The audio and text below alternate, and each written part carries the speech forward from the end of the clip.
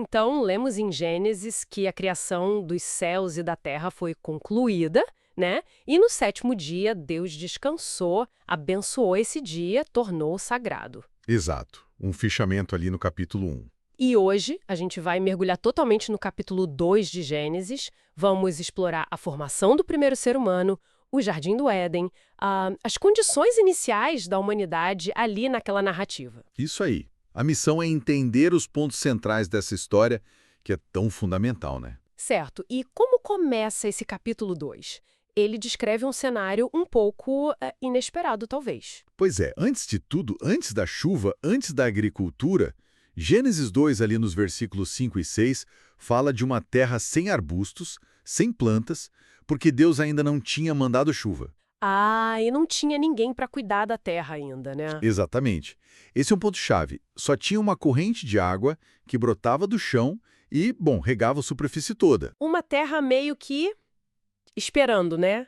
Em pausa. Isso, esperando, e é nesse cenário que o ser humano é criado. O versículo 7 é bem poético, eu diria. Como ele descreve, fala do pó da E terra. justamente, Deus molda o ser humano do pó da terra. Isso já diz muito, né? Sobre nossa ligação com o planeta mesmo. Aham. A nossa materialidade, talvez. Sim, nossa origem terrena, nossa mortalidade.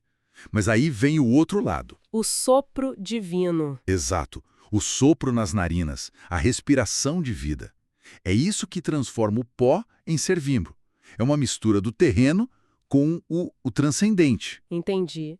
E logo depois dessa criação vem o quê? O lar. Isso, o lar.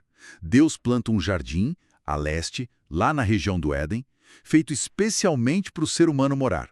O famoso Jardim do Éden. E como ele era? O texto dá detalhes? Assim, descreve como um lugar agradável, cheio de árvores bonitas, árvores que davam fruto. E o texto faz questão de destacar duas árvores bem no meio do jardim. Quais eram? Lembro da árvore da vida. Isso, a árvore que dá vida. E a outra, a árvore que dá o conhecimento do bem e do mal. Essa distinção é crucial para tudo que vem depois. Certo. Elas não são só árvores comuns, então tem um simbolismo forte aí, né? Com certeza. A árvore da vida parece ligada à imortalidade, talvez a uma conexão contínua com Deus. Já a do conhecimento, Do bem e do mal. essa aponta para outra coisa. Para a capacidade de decidir por si o que é certo e errado, sabe? Uma autonomia moral. Um conhecimento que, como a história mostra, tem um peso enorme. O texto até tenta localizar, menciona rios, Tigre, Eufrates, dá uma sensação de lugar real, mesmo que simbólico. Sim, tenta ancorar a narrativa.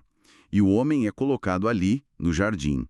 Mas não só para curtir, né? Não, tinha uma tarefa. Gênesis 2:15 fala para cuidar dele e nele fazer plantações, uma responsabilidade. Uma função de zelador, de administrador.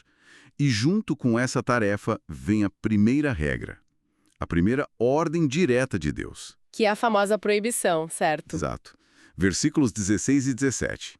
Deus fala basicamente, pode comer de todas as árvores, à vontade, menos uma. A do conhecimento do bem e do mal. Essa não. E o aviso é bem claro. No dia em que dela comer, certamente morrerá. Uma liberdade grande, mas com um limite bem definido. E uma consequência. Drástica. E a narrativa segue abordando a questão da solidão, né? Deus percebe algo. Sim, Deus observa. Não é bom que o homem viva sozinho. E decide criar uma companhia para ele. Uma auxiliadora adequada.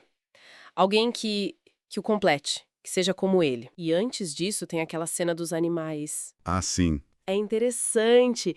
Deus traz os animais, as aves, para o homem dar nome. É um ato que mostra uma certa capacidade humana ali, né? De organizar, de nomear, de ter um certo domínio. Mas o texto diz que nenhuma companhia ideal foi encontrada ali entre os animais. Exata.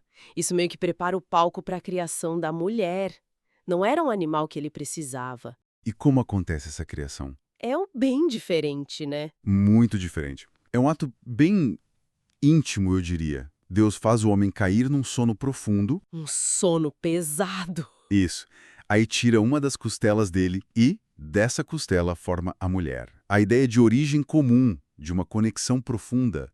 Tá toda aí. E qual é a reação do homem quando a vê? É de reconhecimento total. Ele diz: agora sim, esta é osso dos meus ossos e carne da minha carne. É uma celebração, sabe? E ele a chama de mulher, Ishá, relacionando com homem, Ish. Reforça essa ligação. Exatamente.